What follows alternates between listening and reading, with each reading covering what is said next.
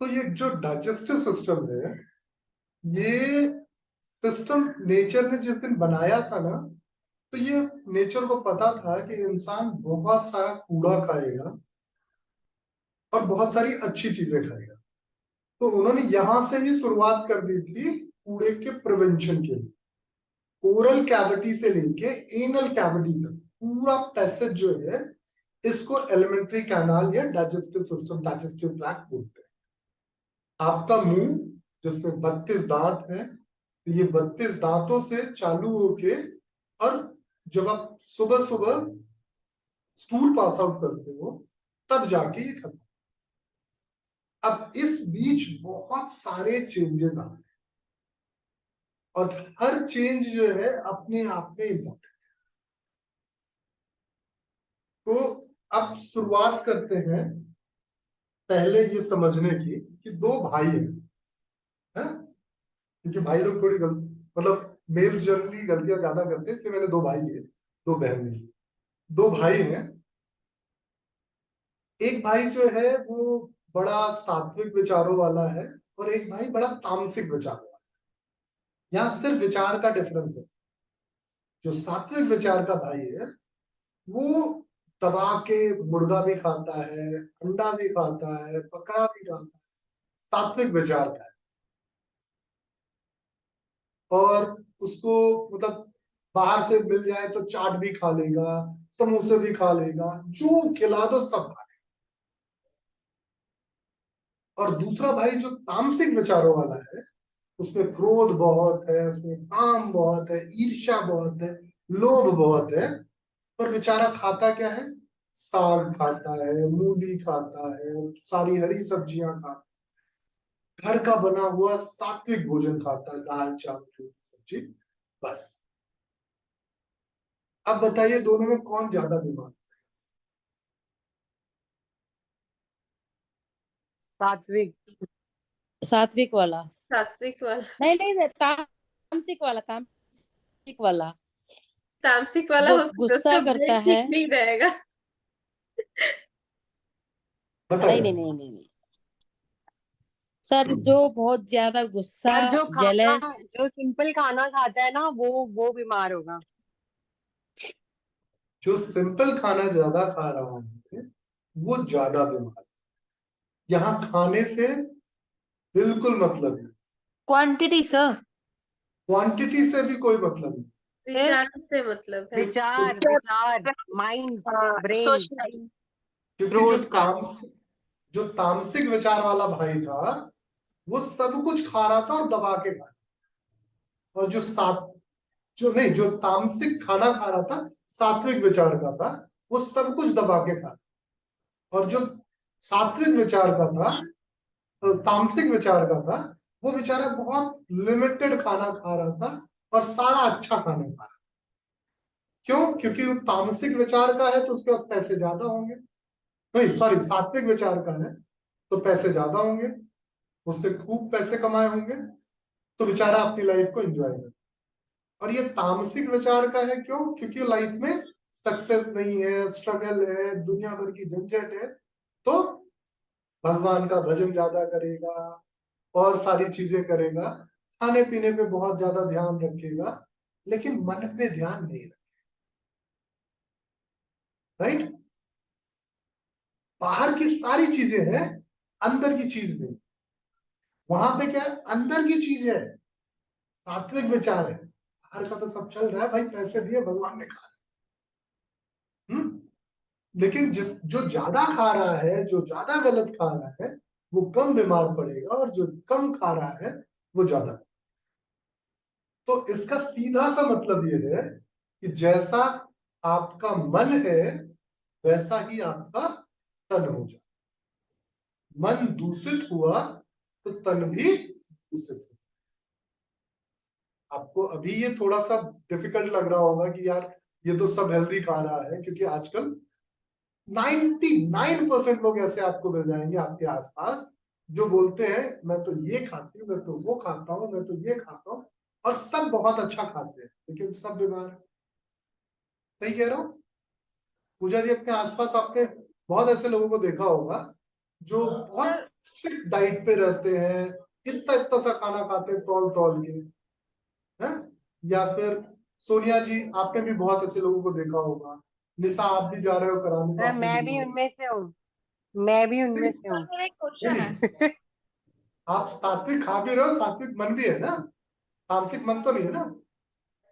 नहीं sir sir, एक मन तो नहीं है, लेकिन हाँ वो जो स्ट्रेस वाली चीज होती है वो होती है, और उसका असर मुझे दिखता है कि वो न्यूट्रिशन जो एब्जॉर्ब ना होने वाली बात आपने कल बोली थी, तो दैट इज ट्रू कि वो उस वजह से होती है जब आप स्ट्रेस लेते हो।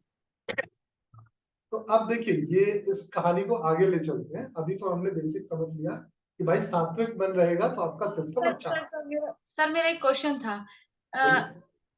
कहते हैं जैसा अन्न वैसा मन, तो ये मतलब हमारे हम जैसे खाते हैं, क्या हमारे थॉट्स वैसे नहीं होते? इसका कोई इफेक्ट नहीं पड़ता इससे? देखिए, असल में क्या होता है ना, वो जो तामसिक मन वाला इंसान है ना, वो डर के ऐसा खाना, वो डर के ऐसा खाना मतलब आजकल खुशी जितने, से नहीं खा रहा वो, हाँ खुशी से नहीं खा रहा, डर के खा रहा है। हाँ, डर के सर आजकल इसीलिए जितने, कह सकते हैं जो डाइटिशियन जो डाइट वो लोग करते हैं, तो अपने मन को मार के कहीं ना कहीं कर रहे होते हैं, तो जैसे ही वो छोड़ते हैं तो वापस वो अपनी शेप में चले जाते हैं। भाई अगर डाइटिशियन वाला कॉन्सेप्ट सच में प्रभावी होता, तो हमारे कोई ऋषि मुनि ऐसे नहीं होते जो बड़े नामी डाइटिशियन होते, डाइटिशियन ऋषि कुमार है, जो एक हाथ में सेब लेते दूसरे हाथ में, है? ऐसे किसी किसी ऋषि को जानते हो आप जो डाइटिशियन ऋषि थे? हमारे सारे पूर्वज मांस मछली खाया करते थे। हमारे क्या सा- खाया करते हैं खाने के लिए पहले हम लोगों के पास? सर क्या खाया करते हैं? मांस खाया करते थे। हाँ। अरे राम जी खुद खाया करते थे, दूसरों की बातें छोड़िए। जो मर्यादा पुरुषोत्तम थे, प्लीज मेरे को मारिएगा मत, मैं जो कह रहा हूँ बड़े जिम्मेदारी से कह रहा हूँ। अगर राम मांस न खाया करते तो वो हिरण मारने न जाते, राइट? हिरण मारने क्यों गए थे? क्योंकि उसको मार के उसका भक्षण कर सके। उनका तो वनवास हुआ था इसलिए वन में था अरे तो भाई वन में हिरण क्यों मार रहे हो आप? ना। हिरन तो जो सर वो तो सीता जी के लिए लाना था ना, हाँ, वो उनको तो पसंद आ भाई, गया था। तो सीता जी पकाती तभी तो तीनों लोग खाते। नहीं उसको पसंद सर था तो वो तो देखने में सुंदर था वो तो हिरन रखने को। के लिए नहीं था सर, जैसे हम पेट्स रख लेते हैं ऐसे घर पे हिरन रख उसको लेंगे। तो उसको तीर तीर मार के मारना थोड़ी है। ना रखते हैं। क्योंकि सर वो तीर, कंट्रोल में आ नहीं रहा था ना, वो पकड़ा नहीं जा रहा था, इसलिए मारना पड़ा उसे। मतलब देखने में सुंदर लग रहा था हिरन का, इसलिए पकड़ कर लाने के लिए बोला, मतलब घर में अच्छा जैसे चलिए, पेट रख। इस विवाद में नहीं पड़ते, भगवान को नहीं लगता, क्योंकि भगवान आस्था का विषय है, उस पे ज्यादा मुझे नहीं लगता कि ज्यादा वो कहना चाहिए। पर वास्तविकता तो ये है कि हमने धीरे धीरे मांस से अनाज खाना सीखा है। अगर आप इवॉल्व होने की थ्योरी पढ़ते हो, तो पहले सब हम मांस ही खाते थे, उसी पे बेस्ड थे। फिर धीरे धीरे हमारे जीवन में परिवर्तन आया, हमने खेती करना सीखा, हमने अनाज उगाना सीखा, और हम अनाज खाना। तो अनाज खाना या मांस खाना, ये दोनों ही चीजें खाना है। पहले तो हमें ये समझना होगा कि अनाज और मांस सिर्फ खाना है। जिस दिन इसको हमने खाने से कुछ और समझना चालू कर दिया, उस दिन ये प्रॉब्लम है। जिस दिन हमने उसमें मिलावट चालू कर दी, जिस दिन हमने उसमें और प्रॉब्लम्स चालू कर दी, तो वो टॉक्सिक हो जाता है। सुभद्री प्लीज म्यूट कर दीजिए।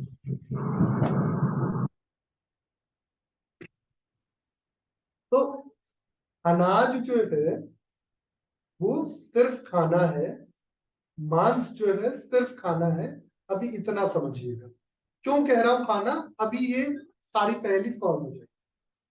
हमारे मुंह के निवाले में जब कोई भी खाना है, चाहे वो ब्रेड का टुकड़ा हो, चाहे वो गाजर हो, चाहे वो मूली हो, चाहे वो मुर्गी की टांग हो, कुछ भी जब मुंह में जाता है तो क्या होता है, चबाया जाता है। जब हम इसको चबाते हैं तो दो तरह के एंजाइम इसमें लगते हैं।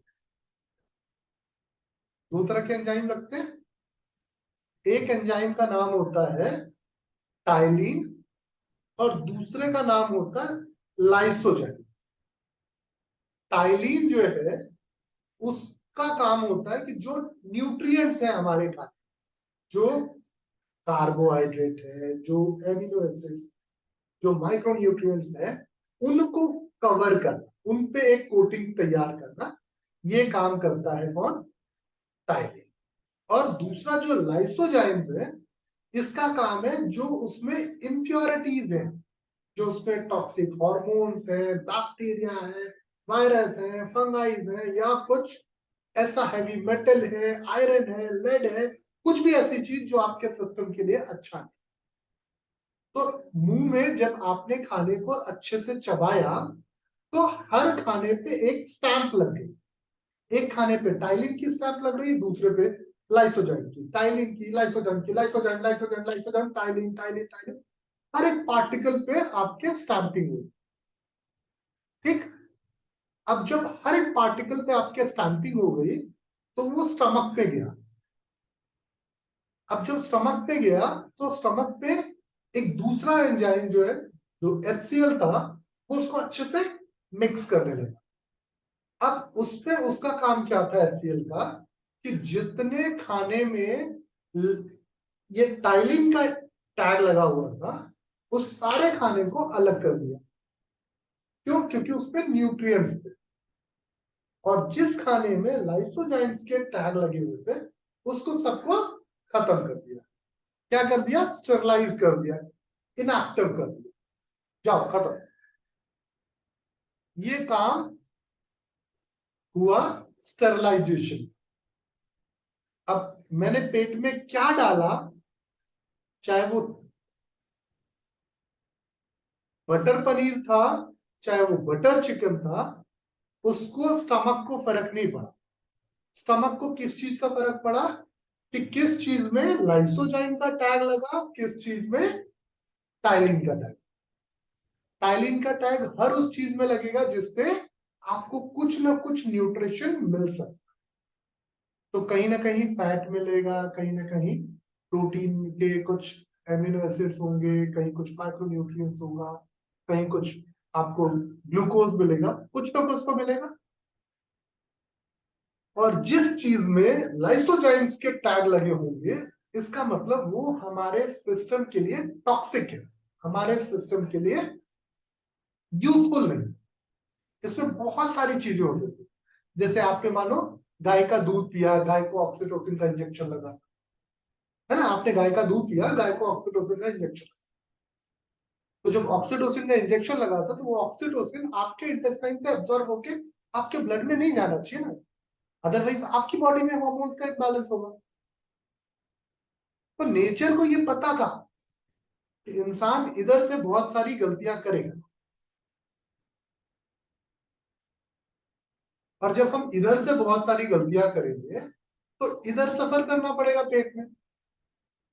इस चीज को नेचर में बेहतर करने के लिए आपको इतने सारे दांत दिए थे कि जितना फाइन पार्टिकल्स में आप तोड़ोगे उतनी बेहतर स्टैंपिंग हो पाएगी, है ना? उतना बेहतर सेपरेशन हो पाएगा कि ये टॉक्सिक है, ये अच्छा, ये टॉक्सिक, ये अच्छा, टॉक्सिक, टॉक्सिक, अच्छा, अच्छा, अच्छा। अब जितना कम चबाओगे उतना अच्छा सेपरेशन नहीं होगा। तो जितना आपने खाने को कम चबाया उतना पॉसिबिलिटी आपके स्टमक में टॉक्सिन के एब्जॉर्प्शन के ज्यादा होगी। मानो मैंने अभी मैं साइंटिफिक टर्म पे नहीं जा रहा हूँ, मानो मैंने खिचड़ी खाई ना, बहुत अच्छा खाना है, दाल खिचड़ी खाई। अब वो दाल खिचड़ी में कहीं से एक छिपकली गिर गई, और जिस जगह मैं खा रहा था वहां काम करने वाला जो रसोइया था वो डर गया कि उसका जो मालिक है इतनी सारी दाल खिचड़ी खराब करने के चक्कर में उसको नौकरी से निकाल दिया। तो उसने क्या किया, वो छिपकली को वहां से उठाया और फेंक दिया खिड़की से बाहर, है ना, या ऐसी जगह फेंक दिया जहां किसी की नजर ही ना। अब वो छिपकली वाली दाल खिचड़ी आई मेरे पास, मैंने उस दाल खिचड़ी को ऐसे खाया जैसे अमृत खा रहा हूं। अब जब चबाना चालू किया तो जो छिपकली का टॉक्सिक एसेंस था उसमें, वो सारी चीज पे क्या हुआ, लाइसोजाइम्स का टैग लग गया। तो मेरे स्टमक में कोई इंफेक्शन, कोई एडवर्स इफेक्ट नहीं। ठीक। लेकिन अगर वो दाल खिचड़ी मेरे को मिली और मैं ऐसे तुड़क के अंदर मार गया तो क्या होगा, वो स्टैम्प नहीं लगेगा और कल मेरे को फूड पॉइजन। ऐसा आपने अक्सर देखा होगा कि आप किसी बाहर कहीं खाना खाने गए, टॉक्सिक फूड मिल गया, है ना, और उस फूड में आप देखोगे कि कई बार ऐसा होता है कि आपको पेट भर के 3 लोगों का पेट खराब हुआ, 5 लोगों का नहीं हुआ, है ना, 4 लोगों का पेट खराब हुआ, किसी एक का नहीं हुआ। खाना सबने वही खाया। शादी में अक्सर ऐसा होता है कि दोपहर में ही खाना बना के हलवाई ने तैयार करके रख दिया, शाम होते होते खराब हो गया, तब उसने अलग से उसको गर्म करके थोड़ा तड़के वड़के मार के उसका सारा कमी पूरी कर दी, किसी को पता ही नहीं चला। तो अब ये चीज बाहर वालों को पता चले ना चले, आपको पता चले ना चले, आपके मुंह में ये जो 2 एंजाइम्स बैठे हैं, इनको बड़े अच्छे से पता चलता है। और ये एंजाइम्स आते कहां से हैं? आपके स्लाइवा, ये आपके स्लाइवरी ग्लैंड के से। तो जितना आपके मुंह में लार बनेगी उतना बेहतर आपका सिस्टम फंक्शन करे। ये तो हो गई हम इंसानों की बात। सेम यही चीज जानवर जब करते हैं तो वो क्या करते हैं, जल्दी जल्दी खा लेते हैं, लेकिन फिर बाद में वो टाइलिन और इस एंजाइम को मिलाने के लिए क्या करते हैं, जुगाली करते हैं, मुंह चलाते हैं और फिर उससे बहुत सारा स्लाइवा अंदर लेके जाते हैं और सेपरेशन उनका स्टमक में होता है।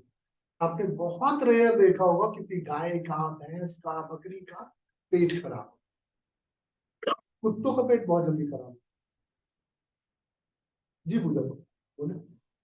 सर ये तो जो फूड जो हम च्यू कर सकते हैं, क्या इसीलिए बोलते हैं जब हम कुछ पीते हैं तो हमको मुंह में थोड़ी देर रखना चाहिए और उसके बाद गल्प करना चाहिए, जूस या कुछ भी?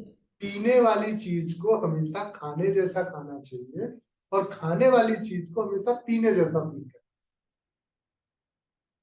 मतलब जो खाने वाली चीज है उसको चबा के इतना लिक्विड कर लीजिए कि वो आसानी से निगली जा सके, और पीने वाली चीज को जल्दी जल्दी मत निगलिए, उसमें थोड़ा स्लाइवा मिक्स।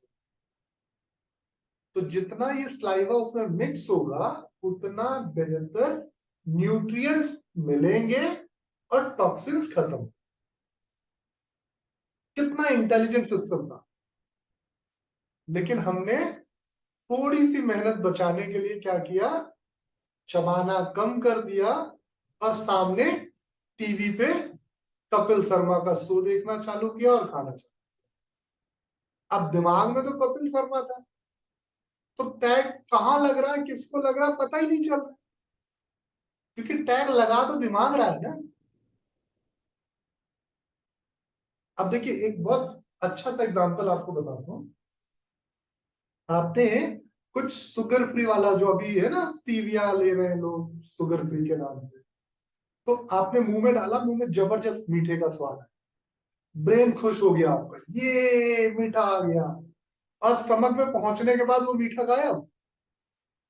अब ब्रेन स्टमक को गाली दे रहा, तूने मेरा मीठा गड़बड़ किया, लेके आ, मैं नहीं जा।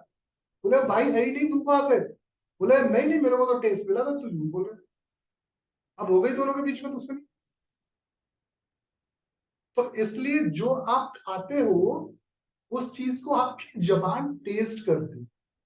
टेस्ट बर्ड देने का क्या मतलब, जानवरों के पास तो नहीं है।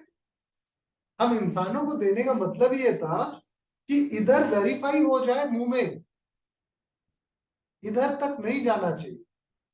अगर इधर वेरीफाई हो गया है और इधर जा रहा है तो ये वही चीज मांगेगा जो गया है। अब जैसे एक एग्जांपल है, आप खीर खा रहे हो बहुत मजे से और आपका छोटा भाई आके बोल दे, अरे ये वाली खीर तो थोड़ी देर पहले बिल्ली खा रही, ले उल्टियां चालू उल्टियां चालू। ये उल्टियां कहां से आई? साइकोसोमेटिक इसोफेजियल रिफ्लेक्स की वजह से। क्यों? क्योंकि इसको पता चला अरे यार ये क्या गलती हो गई, बिल्ली वाला खा रहे, उल्टो बाहर निकाल। तो यहां से जो भी खाना वेरीफाई होके जाएगा उस खाने को यहाँ पे कभी प्रॉब्लम नहीं। इसीलिए थोड़ी देर पहले मैं कह रहा था कि एक सात्विक विचार वाला तामसिक खाना खा रहा है पर जा रहा है पेट में सात्विक, और एक तामसिक विचार वाला सात्विक खाना खा रहा है पर पेट में जा रहा है, तो वो मिक्स होके क्या जा रहा है, सारा उबड़ खाबड़ गंदा अच्छा सब। तो डाइजेस्टिव सिस्टम में सबसे बड़ा रोल अगर किसी का है तो आपके ब्रेन का। जितना आपका ब्रेन स्थिर होगा, रिलैक्स्ड होगा, कंफर्टेबल फेज पे आप खाना खाओ, उतना ये स्टैंपिंग वाला प्रोसेस इजी और बेहतर हो।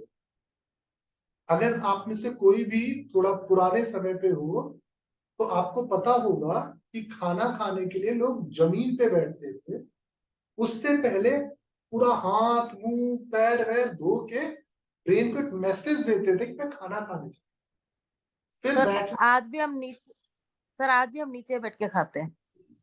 और इतना ही नहीं, जब खाना खाने के टाइम खाने की प्लेट सामने आ जाती थी तो तुरंत खाते नहीं थे, पहले उस खाने की पूजा करते थे, आप एक छोटा सा अगियार करते थे, पूरा आचमन करने के बाद भोजन मंत्र का पाठ करते थे।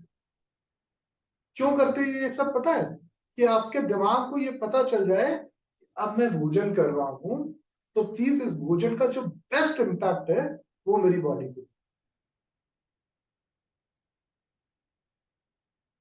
अब उस चीज को हमने छोड़ दिया, हमने खाने को सबसे लास्ट प्रायोरिटी बना, तो क्या होगा कि अब हमारा सिस्टम वही एब्जॉर्ब करेगा जो उसको मिलेगा। अगर जहर मिल रहा है तो जहर absorb करेगा, अच्छा मिल रहा है तो अच्छा एब्जॉर्ब करेगा। हम कहते हैं कि हम ऑर्गेनिक खाना खा रहे हैं, हम तो सब कुछ ऑर्गेनिक मंगाते हैं आजकल, तो हम सब हेल्दी सब्जियां सारी ऑर्गेनिक आती हैं, पर ये ऑर्गेनिक शरीर में कैसे ऑर्गेनिक पता चलेगा?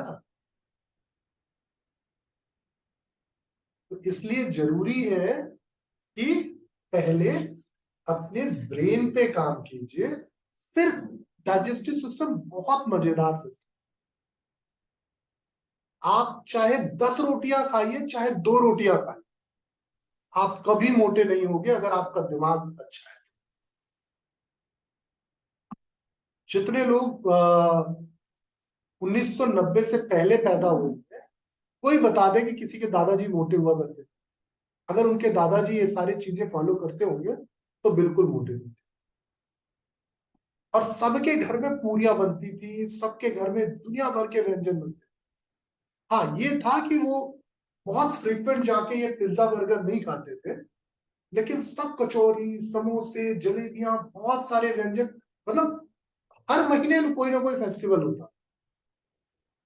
और उनको सर कोई बीमारियां भी कभी नहीं होती थी, कभी वो बीमार भी नहीं पड़ते थे। क्यों? क्योंकि वो टीवी देख के नहीं खाते थे। आप देखो कि आपके सिस्टम में कितना इंटेलिजेंट बना गया है कि आप खाते वक्त अगर बात करते हो ना तो आपका खाना आपके फूड पाइप से अलग विंड पाइप पे जा सकता इसीलिए बोलते हैं सर खाना खाते समय बात नहीं करनी चाहिए, शांति से बैठ के खाना खाना चाहिए, है। इसीलिए बात बोलते हैं। करोगे तो दिमाग बात में बिजी हो जाएगा, खाने का प्रोसेस खराब हो जाएगा आपको। तो जितना खाने को आप सरल मन से, सहज मन से, स्थिर मन से खाओगे, उतना खाने से ज्यादा अच्छे न्यूट्रिएंट्स। तो मैं सिर्फ न्यूट्रिएंट्स की बात कर रहा हूं। अभी एक और नई चीज जो आपको पता चलेगी वो ये कि हमारा सिस्टम इतना इंटेलिजेंट है ना कि अगर आपने 5000 कैलोरी खाई है और आपको जरूरत अगर 2000 की है, ये सिर्फ 2000 ही एब्जॉर्ब करेगा, 3000 वेस्ट कर देगा। इतना इंटेलिजेंट सिस्टम है, इसलिए पहले लोग मोटे नहीं होते।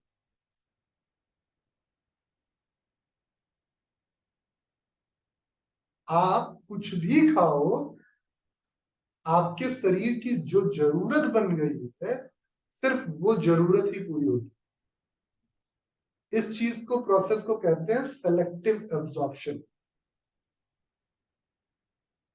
और ऐसा भी नहीं है कि सिर्फ कार्बोहाइड्रेट से एनर्जी ले लिया और बाकी सारी चीजें फेंक दी। आपके खाने को पूरी तरीके से समझ के ये देखा कि उसमें कौन कौन सी चीज मतलब की है, वो चीज ले ली, जो मतलब की नहीं थी वो छोड़ दी।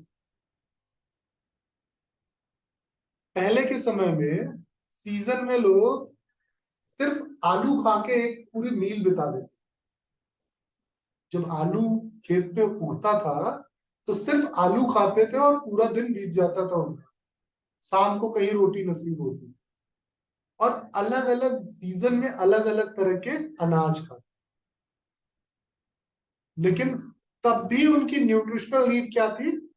तब भी उनको प्रोटीन ही चाहिए था, कार्बोहाइड्रेट ही चाहिए था, फैट ही चाहिए था, उनको बाकी सारे माइक्रो न्यूट्रिएंट्स चाहिए थे। उस समय भी यही न्यूट्रिशनल नीड नहीं बदली, लेकिन खाने में वैरायटी बहुत बदल गई। बहुत सारे सुपर फूड्स आ गए। और ये जो सुपर फूड्स है ना, ये पता नहीं आपके स्टमक में काम आ भी रहे हैं कि नहीं आ रहे। तो इसलिए जो सबसे जरूरी चीज है इसमें वो ये है कि सहज, सरल और स्थिर मन हो। खाने में विविधता हो।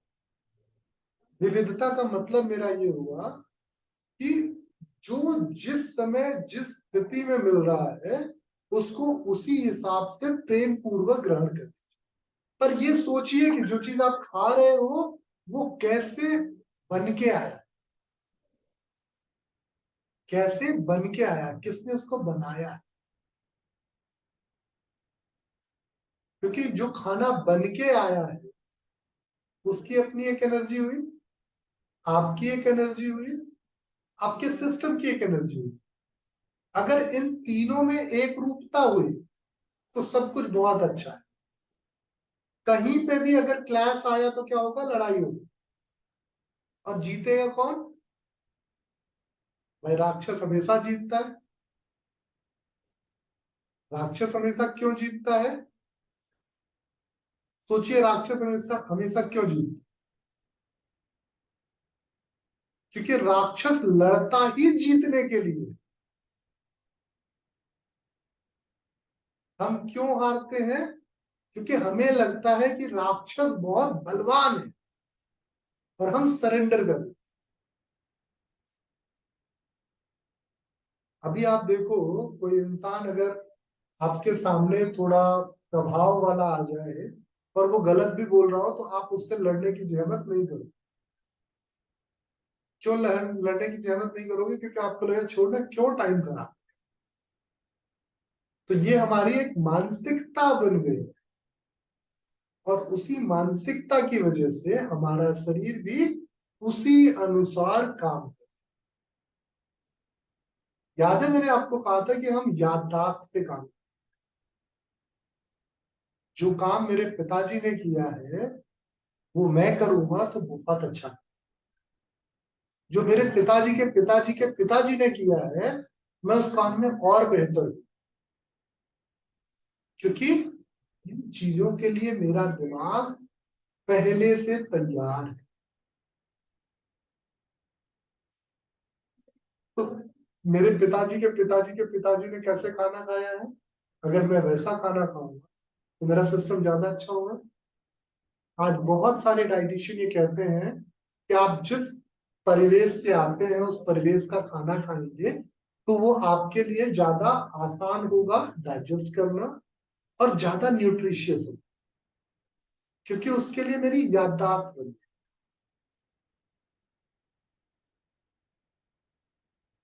ये दो चीजें आपने समझ ली, खाने को कितना चबाया, उस पर किस तरह की स्टैंपिंग की, फिर वो स्टमक में गया स्टरलाइज होने के लिए। उस स्टरलाइजेशन के प्रोसेस में जिन जिन चीजों में निगेटिव स्टैंपिंग थी वो सारी चीजें क्या हो गई? वहीं पे स्टरलाइज हो गई, मतलब वहीं पे खत्म हो गई। अब जो बचा चीज क्या बचा? सिर्फ अच्छी चीजें। अब ये अच्छी चीजें कहाँ गई? ये पहुंची स्मॉल इंटेस्टाइन। स्मॉल इंटेस्टाइन में बहुत सारी विलाइस और बहुत सारी ब्लड वेसल्स इनको एब्जॉर्ब कर लिया। एब्जॉर्ब करने के बाद ये ब्लड वेसल्स में गई, ब्लड वेसल्स से ट्रेवल करते हुए फिर से मेटाबॉलिज्म का पार्ट बनेंगी और एनर्जी, राइट। तो आपका ब्लड वेसल्स भी तो तभी एब्जॉर्ब करेगा जब जरूरत होगी। आपको अगर 10 रसगुल्ले खिला दो, 11वां खाने का मन होगा? होगा क्या किसी का मन? कोई राक्षस हो तो अलग बात है, इंसान का तो नहीं होगा। निशा कहने वाली थी मैं तो 11वां खा लूं। सर फिर से रिपीट कीजिए सर, बोलने वाली मेरा थी नहीं। जल्दी खा सकती हूँ। देखिए, जो एब्जॉर्प्शन होता है आपके ब्लड में, वो उसी बेसिस पे होता है कि आपके ब्लड में कितना प्रीवियस एब्जॉर्ब न्यूट्रिएंट्स को यूटिलाइज कर, रेस्ट ऑफ जो उसके पास बचा हुआ है तो वो कहां से एब्जॉर्ब करेगा? भाई 1 गिलास पानी लीजिए, उसमें आप चीनी डाल के घोलते जाए, एक लिमिट के बाद चीनी घुलना बंद हो जाए। सेम यही काम आपके ब्लड में होता है, सेम यही काम आपके ब्लड में होता है। लेकिन आप मोटे तब होते हो जब एक ही तरह का न्यूट्रिशन आपके ब्लड में बढ़ने लगता है, जिसको आप यूज नहीं कर पाते तो उस सेल में जाके डिपॉजिट होने लगता है, फिर आप मोटे हो जाते हैं। तो सिस्टम बड़ा इंटेलिजेंट है, वो एक्स्ट्रा लेगा ही नहीं। जिस तरीके से आप पानी में नमक या चीनी एक्स्ट्रा नहीं घोल सकते, उसी तरीके से आपके ब्लड में एक्स्ट्रा न्यूट्रिएंट्स एब्जॉर्ब हो ही नहीं सकते, बना ही नहीं ऐसा सिस्टम। होता क्या है, जब एक ही तरह का न्यूट्रिशन ज्यादा एब्जॉर्ब हो गया तो ब्लड में वो डिपॉजिट, लाइक एग्जांपल इसको समझिए, आपके ब्लड में कोलेस्ट्रॉल ज्यादा होगा तो क्या होगा? डिपॉजिट हो जाएगी। आपके ब्लड में यूरिक एसिड ज्यादा होगा तो क्या होगा? डिपॉजिट। आपके ब्लड में ज्यादा कार्बोहाइड्रेट हो गया तो क्या होगा? फैट सेल्स में डिपॉजिट हो जाएगा, फैट सेल्स में कन्वर्ट। आपके ब्लड में अगर बहुत ज्यादा ट्रांस फैट जैसी चीज गई तो क्या होगा? वो कहीं ना कहीं पे जमने लगी। तो ये जो जमने का प्रोसेस है यही फैट है। और ये जमा कब?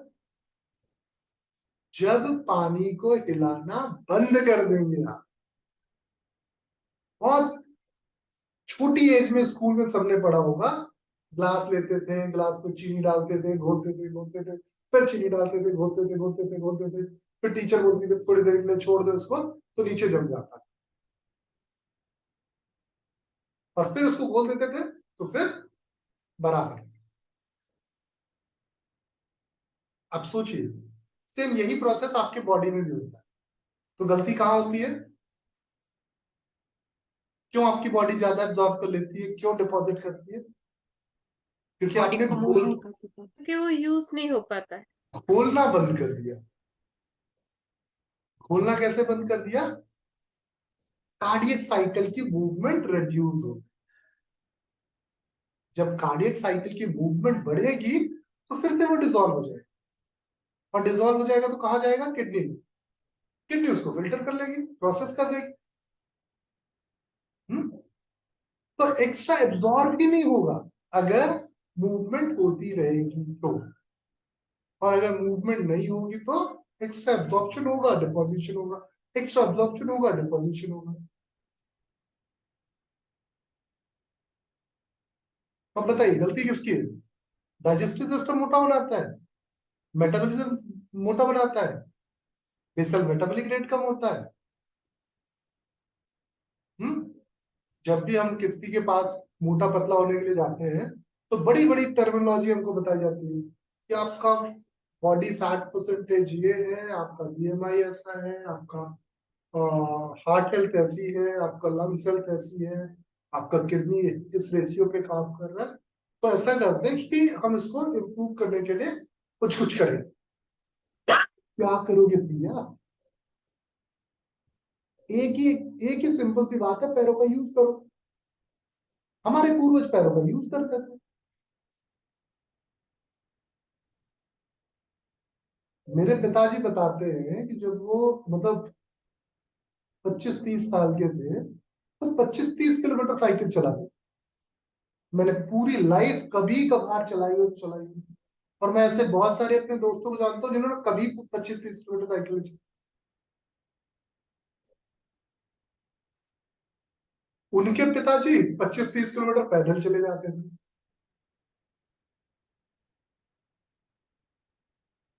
तो अब अंतर कहाँ आया? पैरों की मूवमेंट कम हुई, बोलना कम हो गया। जब भूलेगा नहीं तो एब्जॉर्प्शन होता रहेगा, सेडिमेंटेशन होता जाएगा, एब्जॉर्प्शन होगा, सेडिमेंट होगा, एब्जॉर्प्शन होगा, सेडिमेंट चलता रहेगा। पेट क्या, सब कुछ बढ़ता रहेगा।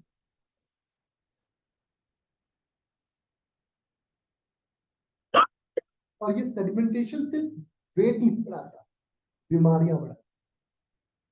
क्योंकि ये सेडिमेंटेशन क्या है? टॉक्सिन है। ये सेडिमेंट क्या हुआ? टॉक्सिन हुए। भाई यूरिया हुआ, क्रिस्टल हुआ, क्रेटिनिन हुआ, ट्राइग्लिसराइड, फास्फेट हुआ, ये सारी चीजें बॉडी में डिपॉजिट हो रही है। और जब ये डिपॉजिट हो रही है, जितने भी ऑर्गेनिक इनऑर्गेनिक वेस्ट आपकी बॉडी में होंगे, उतना आपका सिस्टम क्या होगा? डिटोरिएट होगा, माल फंक्शन करने लगेगा और आप बीमार हो जाओगे। और एक बार आप बीमार हुए, सिस्टम स्लो हुआ, तो हर रोज वो स्लो होता जाएगा। बहुत सिंपल सी चीज हमने करनी छोड़ दी, क्या? पैदल चलना छोड़ दिया। इधर ज्यादा चलाया, इधर कम कर दिया। दोनों की स्पीड जब मैच नहीं करी तो प्रॉब्लम बिल्कुल आराम से आएगी। इसी चीज को स्वात्माराम ने बहुत अच्छे से समझा और उन्होंने पतंजलि जी के पूरे कॉन्सेप्ट को ब्रेक लगाते हुए एक नया कॉन्सेप्ट दिया कि नहीं भैया, पहले सफाई करो, उसके बाद फिर साधेंगे तो सभी। क्योंकि जब तक स्वात्माराम आए तब तक ये प्रोसेस हो गया था। तब तक हम लोभ मोह क्रोध में फंस चुके थे। तो इसलिए उन्होंने हठयोग प्रदीपिका का पूरा निष्पादन किया। वो एक पूरा प्रिंसिपल बनाया उन्होंने कि नहीं भैया, पहले साफ करो, फिर मजबूत करो, फिर ये करो, फिर ये करो, फिर ये करो, फिर ये करो, फिर भगवान। पतंजलि ने क्या कहा? यार सब कुछ अच्छा है, ये सब कर लो और भगवान बन जाओ। तो वहां उन्होंने एक चीज जो एडिशनल जोड़ी थी, क्या जोड़ा था? क्लिनजिंग। जो पतंजलि और स्वात्माराम जी के बीच में जो डिफरेंस दिखा, वो क्या दिखा? कि प्यूरिफिकेशन प्रोसेस यहाँ ऐड हो। और ये प्यूरिफिकेशन की जरूरत तब पड़ी जब गंदगी अंदर इकट्ठा होने लगी। और जब सटकर्म लिखे गए तो आप विश्वास नहीं मानोगे, ये सटकर्म इतने ब्यूटीफुली लिखे गए हैं कि पूरे शरीर को बहुत बेहतर तरीके से साफ कर देते। मतलब ये मैं सटकर्म वाले चैप्टर पे लेके चलूंगा आपको। पर एक एक सटकर्म जो है ना, वो बहुत अच्छे से आपको क्लीन करता है। हम में से ज्यादातर लोग दिमाग को क्लीन करना तो जानते ही नहीं। हम कपालभाति की बात करें, कपालभाति जो है सिर्फ दिमाग के सेल्स को मजबूत करता है। दूसरा काम जो है वो कौन करता है? प्राटक, जो अंदर बसी हुई गंदगी को भस्म करता है, जला देता है। और कितने कम लोग हैं जो कपालभाति और प्राटक सही से करते हैं? जरूरत ही नहीं है उनको। उससे पहले वाले ही नहीं करते थे, कहाँ बाद वाले कहां से करते? तो योग जो है ना, अल्टीमेट तरीका है क्योर का। कुछ मुश्किल भी नहीं है। ऐसा भी नहीं है कि योग बोलता है आपको कि नहीं आप सब कुछ छोड़ दो यार, एकदम सन्यासी हो जाओ। योग जितना फ्लेक्सिबल है ना, इतनी फ्लेक्सिबिलिटी तो मेरे को लगता है कि और किसी सिस्टम ऑफ मेडिसिन में नहीं। कोई भी सिस्टम ऑफ मेडिसिन में जाते हो तो आप कुछ ना कुछ रिस्ट्रिक्शंस होते हैं। योग बोलता है कोई रिस्ट्रिक्शन नहीं, जैसे मर्जी वैसे रहो, समय से सो जाओ, समय से खा लो, समय से काम कर लो, बस।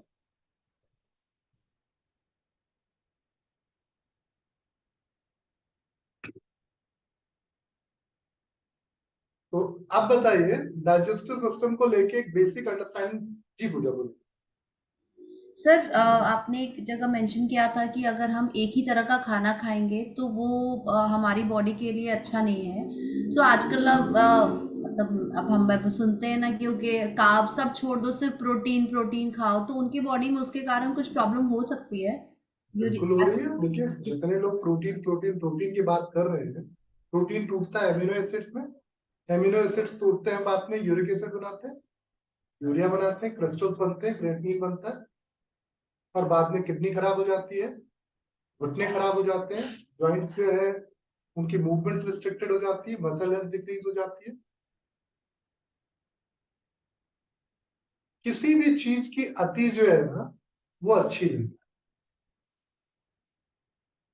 ये देखिए सोनिया जी कह रही है कॉन्स्टिपेशन हो सकता है, बिल्कुल सही बात है, क्योंकि जब आप ज्यादा एमिनो एसिड्स दोगे तो आपकी बॉडी ज्यादा पानी बाहर निकालेगी, क्योंकि इन टॉक्सिन्स को बाहर निकालने के लिए उसको अपना जीएफआर रेट बढ़ाना पड़ेगा, और जब जीएफआर रेट बढ़ेगा तो मतलब एडीएच ज्यादा आएगा, एडीएच ज्यादा आएगा तो दिमाग कमजोर होगा, शरीर कमजोर होगा, और शरीर आंख कमजोर हुई तो दिमाग कमजोर हुआ, कॉन्स्टिपेशन हो गया।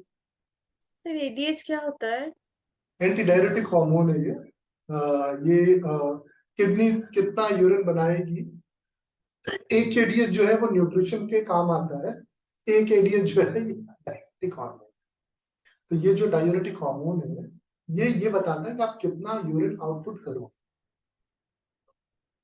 जैसे जब हमें ये देखना होता है कि किडनी कैसा काम कर रही है, क्या लिवर सही से काम कर रहा है, हम पूरे दिन भर के यूरिन को कैलकुलेट करते हैं, उसको स्टोर करते हैं, और फिर पता लगाते हैं कि कितना किससे सर, एक बार रिपीट कीजिए।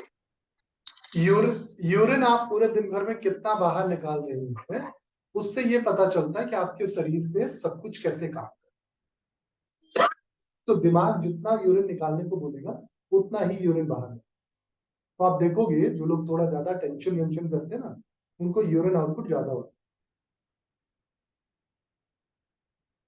कुछ लोग तो ऐसे होते हैं जिनको हर थोड़ी थोड़ी देर में यूरिन का सेंसेशन आता है, थोड़ा सा यूरिन होगा बात करते।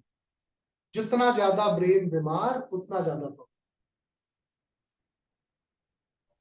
सर मेरा यहाँ पे क्वेश्चन है, ये जो अभी आपने कहा कि जितना ज्यादा लोग टेंशन ले रहे हैं उतना यूरिन जा रहे हैं, तो सर इसका मतलब ये भी तो हो सकता है पॉजिटिव कि किडनीज अच्छे से काम कर रही है और इसीलिए यूरिन आ रहा है, क्योंकि लिक्विड इनटेक उस हिसाब से है, ऐसा नहीं है? नहीं सोनिया जी, किडनी अगर अच्छे से काम करेगी ना तो ज्यादा यूरिन बाहर नहीं निकलेगा। ओके। किडनी बड़ी इंटेलिजेंट ऑर्गन है।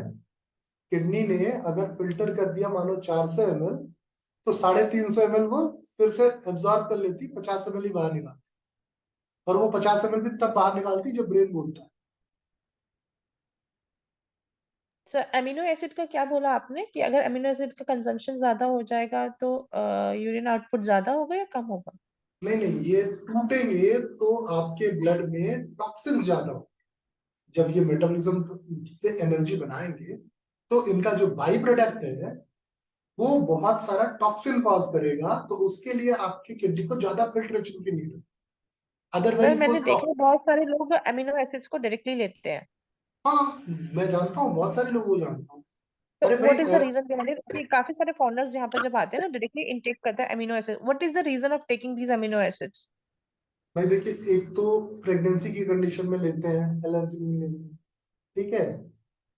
मेल्स में ये सेक्सुअल वेलनेस में एलर्जिनिन का मिसयूज करते हैं, इरेक्टाइल डिसफंक्शन या प्रीमेच्योर, ठीक है। एलर्जिनिन का दूसरा माल मिसयूज जिम में जाने वाले जो लोग हैं वो मसल बिल्डअप के लिए करते हैं।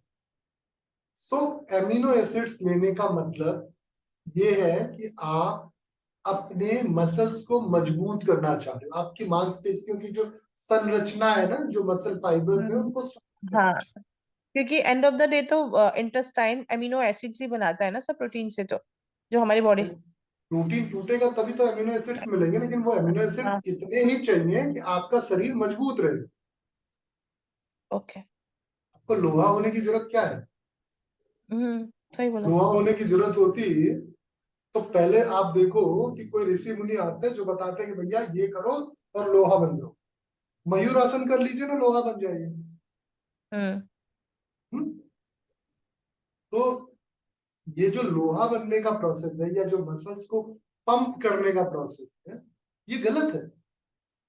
और मेरे पास मसल्स नहीं इसलिए मैं गलत नहीं कह रहा हूँ, मैं उसका एडवर्स इफेक्ट बता रहा हूँ आपको कि उसमें आपको लिम्फेटिक सिस्टम कमजोर हो जाएगा, उसमें आपकी नर्व सप्लाई कमजोर हो जाएगी, और आप देखोगे मसल्स में स्टिफनेस भी बढ़ेगी, सर्कुलेशन भी डिक्रीज होगा, और आप ज्यादा से ज्यादा ऐसे कंडीशन में देखोगे कि आपकी बॉडी में जो स्ट्रेस कॉजिंग हार्मोन है वो बढ़ेंगे। लिम्फेटिक सिस्टम क्यों वीक होगा सर? भाई जब मसल्स बढ़ेंगी तो रास्ता ब्लॉक नहीं करेंगे, सर जगह मैंने तो उतनी मेरे है ना। एक आई थी, बीबी आई थी, वो अमीनो एसिड है, बहुत पतली सी थी, फ्लेक्सिबल थी। और मैंने उससे पूछा था कि तुम क्यों ले रही हो, कि कहते कि बिकॉज मैं उतना भी प्रोटीन नहीं ले पाती नॉर्मल जो एक जरूरत होती है, तो आई जस्ट वांट कि माय बॉडी हेल्दी रहे। ये जरूरत किसने डिसाइड की है? उन्होंने ही बोला कि अकॉर्डिंग टू द नहीं बॉडी नहीं, एटलीस्ट 10 ग्राम देखिए तो बॉडी वेट। ये जो अभी जो मॉडर्न साइंस है, वो मॉडर्न हाँ साइंस बोलता है कि अगर आप 60 किलो के हैं तो कम से कम 60 से 70 ग्राम प्रोटीन लीजिए, राइट? हाँ अब ये 60 से 70 ग्राम प्रोटीन क्या है? ये कॉम्प्लेक्स फॉर्म ऑफ प्रोटीन है। हाँ अब ये complex form of protein different different amino acids में टूटेगा। Of course. तो कुछ 9 एमिनो अमीनो एसिड, एसिड्स होते हैं ना लोग, कि 9 एसेंशियल अमीनो एसिड्स होते हैं, वो ये लेना चाहिए। तो वही मैं कह रहा हूँ कि ये amino acid different different forms में टूटेंगे। तो किसी का काम होगा इम्यूनिटी को बनाना, किसी का काम होगा हम्म, ऑर्गन को स्ट्रेंथन करना, किसी का काम होगा कि कुछ स्पेसिफिक सेल्स को इम्प्रूव करना, किसी का काम होगा कि आपके मसल्स की हेल्थ को इम्प्रूव करना, हम्म, राइट? हम्म, तो जो आप खाना खा रहे हो, ऐसा बहुत ही रेयर खाना है जिसमें प्रोटीन नहीं है बिल्कुल भी, हम्म। तो बॉडी वहां से ले लेगी ना, क्यों आप इतना परेशान हो? Sir All these vegetarian chemical things are like that, मस जैसे ये कंपनीज है मसल ब्लेज और जो भी XYZ कंपनीज है, ये सब इन चीजों को बहुत वो करती हैं। देखिए उनका बिजनेस है, वो नहीं करेंगी क्योंकि लोग खरीदेंगे नहीं ना। हम्म आप अगर आप योगा बेच रहे हो, मैं योगा बेच रहा हूँ, मैं बोलूं योगा जी फालतू है, क्यों करोगे फालतू, क्या मतलब, पैदल चल लो सब अच्छा है, जो कि मैं अक्सर कहता हूँ। मैं बहुत कम लोगों को कहता हूँ पहले योगा करो, मैं सबको पहले कहता हूँ पहले पैदल चलो। हम्म सही बोल रहे हो, एक्चुअली पहले पैदल ही चलवाना चाहिए। तो मैं सबको पहले बोलता हूँ पैदल चलो, क्योंकि जब आप पैदल चलोगे तो आपका सिस्टम इंप्रूव होगा हम्म जिसके लिए आप बने हो। फिर जब आप योगा करो तो मजबूत कर ले जाओगे। सर पता है कितना कॉन्फ्लिक्ट होता है, एक तो ये जिम वाले आजकल आते हैं ना, जितने भी ये फिटनेस इंडस्ट्री के लोग, अब ये लोग भी घुसने लग गए हैं बहुत ज्यादा, because to wanted to have a, बहुत कियोस्क हो जाता है कभी कभी ना क्लास में। देखिए सीधी सी बात ये समझ लीजिए हम्म कि हम जो हमारा ट्रेडिशनल साइंस हम्म जिसके लिए हमारे पास सफिशिएंट प्रूफ है, हम्म उस चीज को अगर हम ना विश्वास करेंगे, ऐसी चीज को हम विश्वास करें जो अगले 10 साल बाद हमको बोलती कि यार ये वाला रिसर्च में ये वाली फाइंडिंग्स थोड़ी ठीक नहीं आ रही, ऐसा करो, ऐसा करना चाहिए, हम्म उस रिसर्च को ज्यादा ट्रस्ट करें, या उस रिसर्च को ज्यादा ट्रस्ट करें जो हमारे पूर्वज कई जनरेशन से फॉलो करते हैं। हाँ आज आप कहते हो A2 गाय का घी खाना अच्छा होता है, हाँ, राइट? आजकल A2 भी आ गया सर, क्या क्या करना है। अब मैं जब बच्चा था तो उस समय घी खाना मतलब जहर खाना होता था। क्यों? फैट है। अच्छा। जितने मोटे अंकल थे ना सब वो घी के पराठे से डरते थे।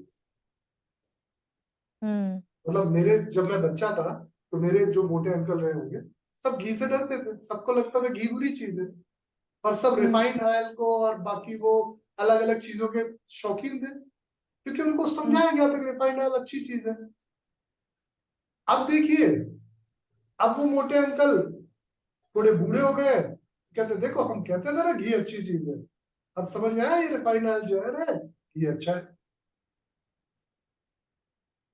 तो हम्म। अब बताइए, मैं बचपन में था तब उनकी बात कंफ्यूज करती थी, अब उनकी बात कंफ्यूज, किसको सही मानूं? तो मैंने ये सोचा कि हाँ यार, मेरे पूर्वज घी खाते थे तो घी खाना ठीक है, खा लो। लेकिन घी ज्यादा खाना भी नहीं ठीक है ना, क्योंकि पूर्वज मेहनत करते थे। अब कौन करता है? वैसे नहीं करता कोई। और फिर आप में से अगर किसी ने वो मिल्खा सिंह वाली फिल्म देखी हो, तो बेचारा घी पी के मेहनत करता, घी पीता मेहनत करता, कुछ नहीं होता। हम्म। तो कहने का मतलब ये है कि हम किसी भी साइंस को समझने से पहले पहले ये देखें कि उसके कितने हमारे साथ प्रूफ जुड़े हुए हैं। अब जो मैंने आपको ये पानी में घोलने वाला एग्जांपल बताया, सबने बचपन में पढ़ा है। हम्म। कोई कह दे कि ये रिलेटेबल नहीं है। सेम यही कंडीशन हमारे ब्लड की है। पानी भाई का घोल। ब्लड, अभी थोड़ी देर पहले मैं बता रहा था ना कि ब्लड कैसे एब्जॉर्ब करता है। हाँ हाँ। हम्म। तो अब जब ब्लड में सफिशिएंट न्यूट्रिशन पहले से होगा तो ब्लड दोबारा एब्जॉर्ब करने की जरूरत फील करेगा क्या? नहीं। तो है ना, हमारा सिस्टम इतना इंटेलिजेंट कि उसको एक्स्ट्रा की जरूरत ही नहीं है। तो अगर आपके पास एक्स्ट्रा होगा तो वो सब बाहर चला जाएगा। इसीलिए तो भाई एक्सक्रीशन का सिस्टम बनाया गया था, अदरवाइज ये क्या जरूरत थी एक्सक्रीटरी सिस्टम बनाने की, इतना झंझट करने की? तो है? सर मेरी क्वेश्चन ये है, जैसे ये लोग कॉम्पिटिशन्स वगैरह लड़ते हैं ना लोग जिम वगैरह के, ये तो सर सुबह अंडे, शाम दोपहर में अंडे, शाम में अंडे, रात में अंडे, बिकॉज प्रोटीन सर इनकी गट हेल्थ कितनी बुरी होती होगी। भाई देखिए, सिर्फ गट हेल्थ की बात क्यों कर रहे हो? उनकी पर्सनल और प्रोफेशनल दोनों लाइफ बहुत बुरी होती है। हम्म। आप जो भी लड़का प्रिपरेशन में है उससे बात कीजिए, वो कितना ड्रग अब्यूज करता है, वो कब पानी कितना कम पी रहा है, कितनी कोशिशें करता है, बेचारा नमक छोड़ देता है, पानी छोड़ देता है, तब जाके उसका शरीर तेल लगा के दिखाने लायक हो। और आजकल तो पता नहीं कौन कौन से वैक्स और क्या क्या आ गई, जल्दी जल्दी आ गई है। तो उसके पीछे बहुत मेहनत करते हैं, और वो मेहनत जो है वो साइंटिफिक नहीं है। थोड़े समय के लिए तो लोग तालियां बजा के चले जाते हैं, बाद में कितनी दिक्कत होती है। हम्म। सर क्या वेजिटेरियन लोगों को विटामिन बी 12 का डेफिशिएंसी होता है? भाई क्यों होगा विटामिन बी 12 का डेफिशिएंसी? मेरे दादाजी के दादाजी ने तो कभी विटामिन बी 12 की टैबलेट नहीं ली। हाँ, हमें जरूर होता है क्योंकि हम उस तरीके से खाना नहीं खा पा रहे हैं, वो चीजें नहीं, तो हमें हो रहा है। हम उस तरीके से खाना खाने लगे, नहीं हो। B12 आप मतलब सी, फॉलिक एसिड का। हाँ मतलब बी 12 फॉलिक एसिड है, iron है। तो ये सब चीजें बी 6 और बी 12 की डेफिशिएंसी जनरली जो वेजिटेरियंस होते हैं उनमें ज्यादा देखी जाती है। सर तो एक ये मिनट। हम्म, नहीं सर आप बोलो फिर मैं बोलूंगी।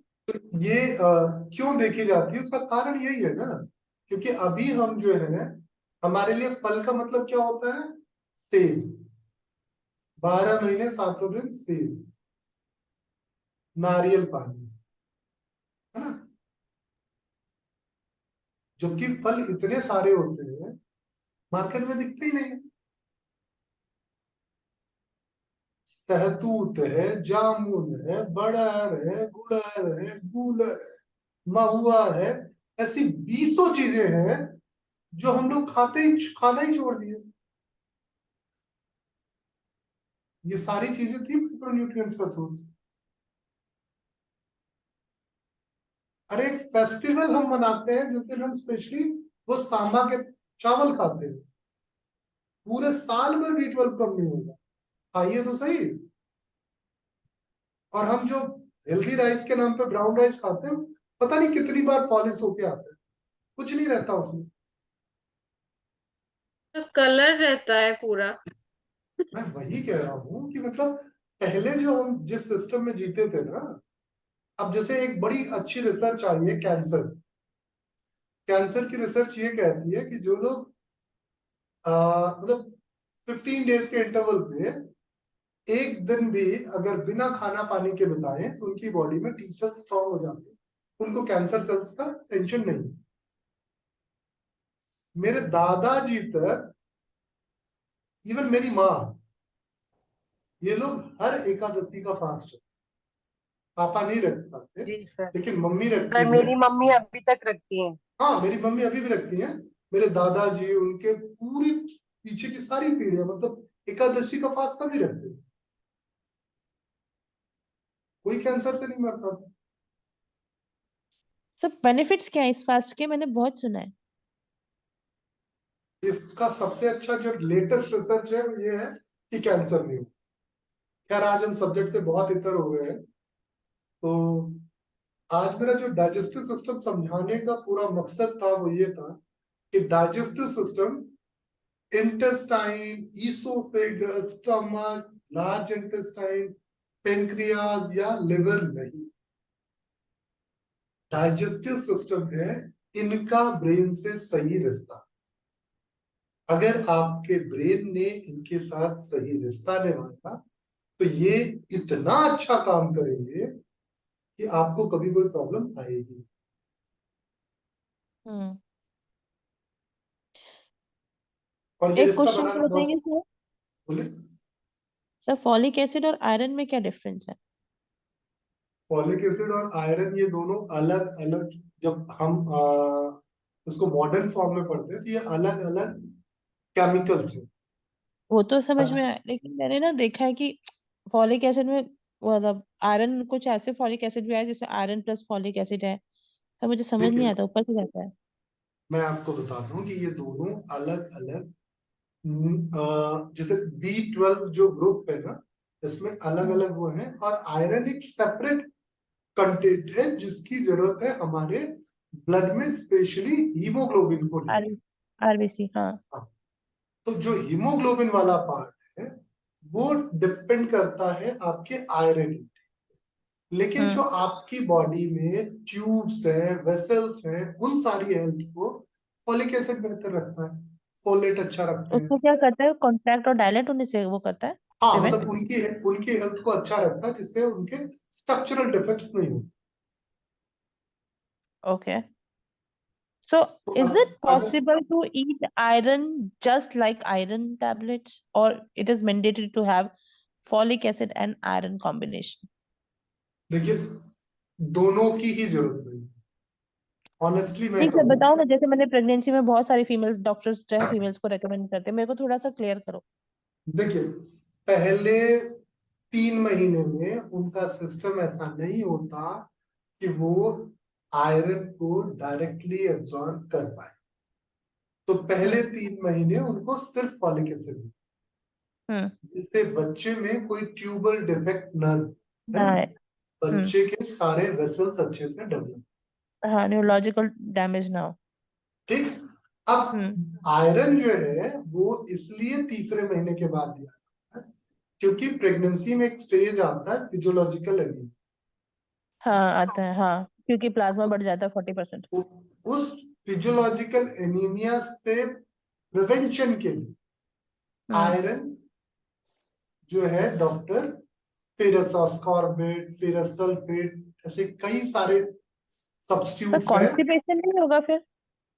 वही तो कहना चाह रहा हूं कि ये जो है कॉन्स्टिपेशन तब कॉज करेंगे जब आपकी बॉडी वाटर रिटेन करना स्टार्ट कर देगी। ओके, अगर अगर आपकी बॉडी वाटर रिटेन नहीं कर रही है, इट मीन्स आपकी बॉडी को सफिशिएंट वाटर सप्लाई हो रही है।